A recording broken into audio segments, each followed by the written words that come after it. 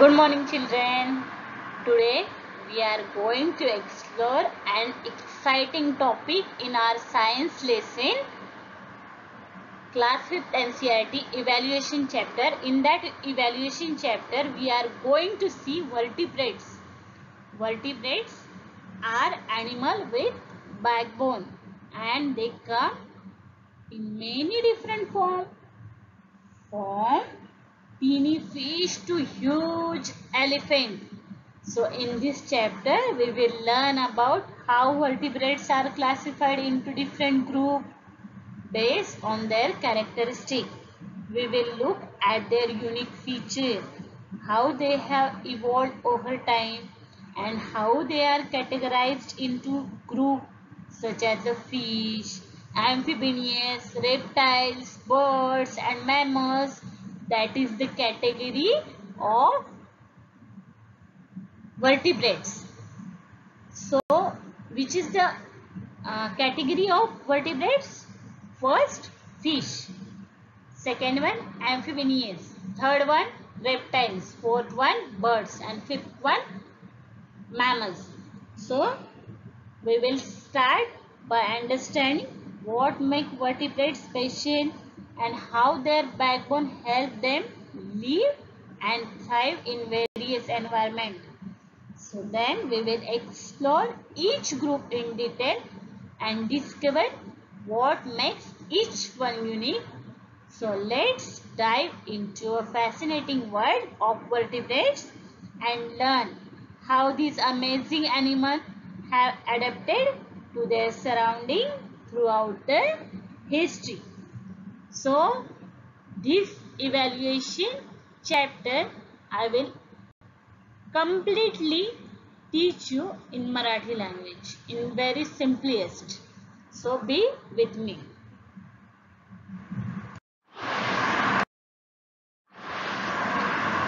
The stage of evaluation of animal.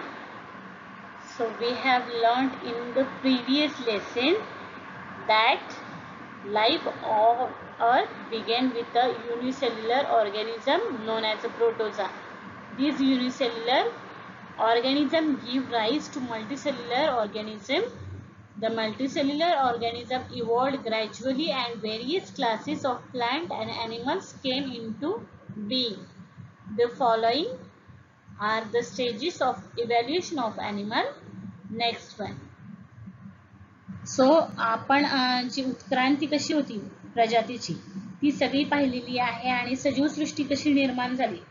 तर सजीवांच्या सृष्टीच्या निर्मितीची सुरुवातच आदिजीव या एकपेशीय सजीवांपासून झाली आहे हे आपण पाहिलेलं आहे. मी तुम्हाला आधीही सांगितलेलं आहे. आणि त्यानंतर बहुपेशीय सजीव निर्माण झाले आणि बहुपेशीय सजीवांमध्ये देखील हळूहळू उत्क्रांती होत गेली आणि त्यामध्ये मग वनस्पती आणि प्राण्यांची निर्मिती झाली. तर त्यामध्ये सगळ्यात पहिला आपण आधीच्या व्हिडिओमध्ये पाहिलेला टप्पा आहे तो आपण पाहिला इनव्हर्टिब्रेट्स ॲनिमल म्हणजे सर्वप्रथम ते ॲनिमल्स पृथ्वीवर आले आणि त्यानंतर हा पुढचा जो पॉइंट आहे तो आहे व्हर्टिब्रेट्स ॲनिमल. तर व्हर्टिब्रेट्स ॲनिमल काय झाले या पृथ्वीवर जन्माला आले. तर आज आपण त्यांच्याविषयी संपूर्ण माहिती मी तुम्हाला या आजच्या व्हिडिओमध्ये देणार आहे. तर व्हिडिओ शेवटपर्यंत नक्की पहा. तर व्हर्टिब्रेट्स ॲनिमल म्हणजे काय? Animal which have a backbone called vertebrates. तर असे जे ॲनिमल्स आहेत असे जे प्राणी आहेत ज्यांना पाठीचा कणा आहे म्हणजे ज्यांना बॅकबोन असतात म्हणजे जसं आपण आपल्या सगळ्यांना पाठीचा कणा आहे ना तर आपण काय आहोत व्हर्टिब्रेट्स ॲनिमल आहोत. तर ह्या पाठीच्या कणा असणाऱ्या प्राण्यांची काय झाली उत्पत्ती झाली. तर या उत्पत्तीमध्ये सगळ्यात पहिला जो सजीव आहे तर तो कोण झाला बरं? सगळ्यात पहिला बॅकबोन असणारा व्हर्टिब्रेट्स या पृथ्वीवर निर्माण झाला तो आहे जलचर प्राणी म्हणजे ॲक्वॅटिक ॲनिमल. आणि ह्या ॲक्वॅटिक ॲनिमल मध्ये मासा फिश जो आहे तर त्याला काय आहे बॅकबोन आहे. तर सर्वप्रथम जलचर प्राण्यांमध्ये व्हर्टिब्रेट्स मध्ये मासा या प्राण्याची उत्पत्ती झाली फिशची झाली. त्यानंतर सेकंड वन कोण आहे ॲम्फिबिनियस. ॲम्फिबिनियस म्हणजे काय animals which live in water and also on land. For example, a frog, a toad, hippopotamus, turtle.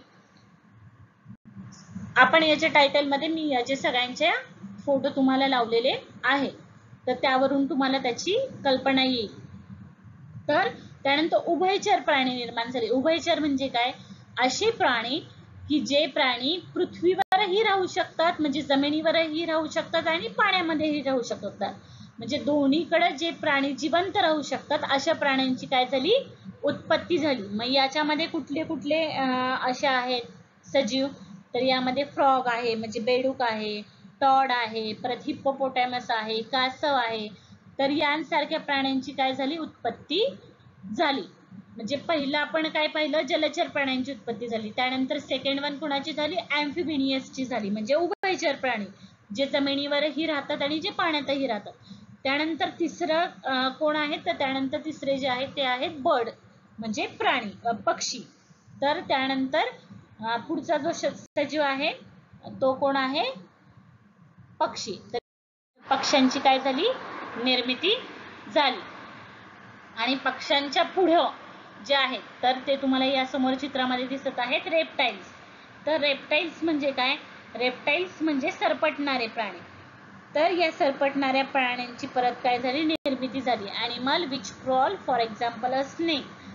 तर जे असे प्राणी आहेत की जे सरपटत चालतात, तर अशा प्राण्यांची निर्मिती झाली. तर तुम्हाला या चित्रामध्ये मी समोरच दाखवलेलं आहे की तुम्हाला दिसत असेल यामध्ये हा साप इथं दिसत आहे, तर हा सरडा दिसत आहे, मगर दिसत आहे. तर ह्यांसारखे जे प्राणी आहेत तर यांसारख्या प्राण्यांची काय झाली? निर्मिती झाली. तर व्हर्टिब्रेट्स जे आहेत तर यामध्ये खूप साऱ्या ॲनिमल्सची काय पाहिलेली आहे आपण? निर्मिती होताना पाहिलेली आहे. तर यामध्ये कोणते कोणते आपण पाहिले?